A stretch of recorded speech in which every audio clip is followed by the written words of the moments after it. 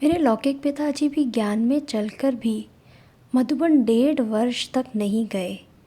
उन्हें दिव्य दृष्टि भी प्राप्त हो गई थी।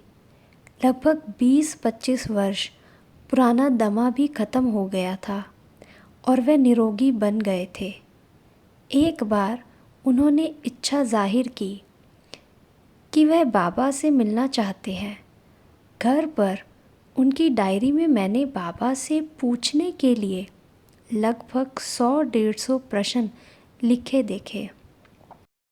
मैंने मन में सोचा कि शायद इस आत्मा को भगवान पर बिल्कुल निश्चय नहीं है। उससे पहले उनका कोर्स भी बड़े विचित्र ढंग से हुआ था। निर्मला दीदी ने उन्हें कोर्स करने को कहा। मेरे लौकिक माताजी और पिताजी ने कोर्स किया। आत्मा का चित्र देखते ही पिताजी शरीर से डिटैच हो ट्रांस में चले जाते थे। जब बाबा को ये बात फ़ोन पर मैंने बताई तो बाबा ने कहा, बच्ची तुम उस बच्चे को रियल गीता पुस्तक दे दो, बाकी ध्यान में ही ऊपर वतन में बाबा कोर्स करा देंगे। सो उन्होंने ध्यान में बाबा द्वारा कोर्स किया। मैं लौकिक पिताजी को लेकर आबू अब्बा के घर पहुंची। मैं नहा धोकर बाबा के कमरे में गई। मैंने पूछा, बाबा लौकिक पिताजी को आपसे मिलवाने आपके कमरे में लाऊं? बाबा ने कहा, बच्चे को क्लासरूम में बिठाओ, बाबा वहीं मिलेंगे। उस समय अन्य 40 भाई बहनें भी आए हुए थे। जब उन्होंने सुना कि जयपुर से एसपी बाबा से मिलने आए हैं तो वे भी क्लास में आकर बैठ गए। बड़ी दीदी बाबा को क्लास हॉल में लेकर आई। बाबा को देखकर लौकिक पिताजी खड़े हो गए और झुककर बाबा के पांव छूने लगे, किंतु बाबा ने पांव छूने से पहले ही उन्हें पकड़ लिया और कहा, बच्चे बाबा के कंधे पर बैठते हैं, ना कि पाँव में। बाबा ने उन्हें बिठा दिया और वह भी नीचे ही बैठ गए। बाबा लौकिक पिताजी को दृष्टि देने लगे।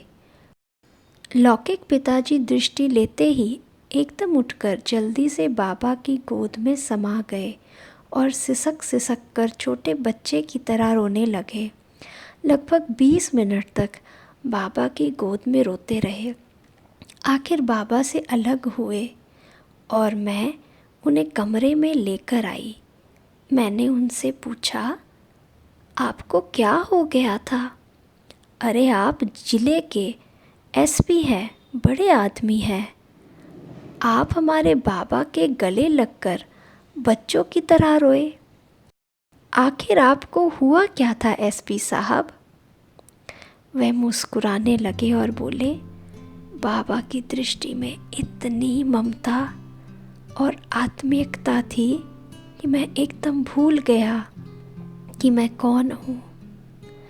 मैं तो अपने को एकदम छोटा बच्चा महसूस कर रहा था। बाबा के सामने अनुभव कर रहा था कि इतने समय के बाद मेरा बिछड़ा हुआ असली पिता मुझे मिला है। मैं अपने को रोक नहीं सका और गोद में चला गया। प्यार में आंसू बहा रहा था। अब मुझे 100% निश्चय है कि परम पिता शिव बाबा ही इस ब्रह्मा बाबा में प्रवेश करके कार्य कर रहे हैं। और तो और मैं सारी दुनिया को बता सकता हूँ कि ये भगवान का ही कार्य है। शाम को 5 बजे बाबा के कमरे में पिताजी को ले गई। बाबा ने प्यार से बिठाया और सारा समाचार पूछा।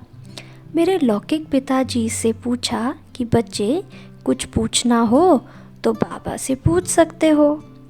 इनसे पहले जो भी बातचीत हुई वह साकार बाबा कर रहे थे, किंतु 1 सेकंड में निराकार शिव बाबा की प्रवेशता हो गई और बाबा ने पूछा, बच्चे कुछ पूछना हो तो बाबा से पूछ सकते हो।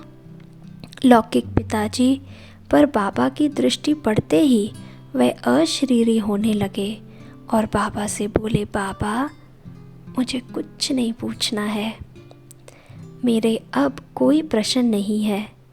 3 दिन वह मधुबन में रुके। उन 3 दिनों में बाबा ने मुरली में लौकिक पिताजी के डायरी में लिखे हुए सभी प्रश्नों के तर्क सहित सटीक जवाब दिए। जयपुर वापस लौटकर तो पिताजी का जीवन ही बदल गया। ऐसी थी बाबा की दृष्टि और वाणी।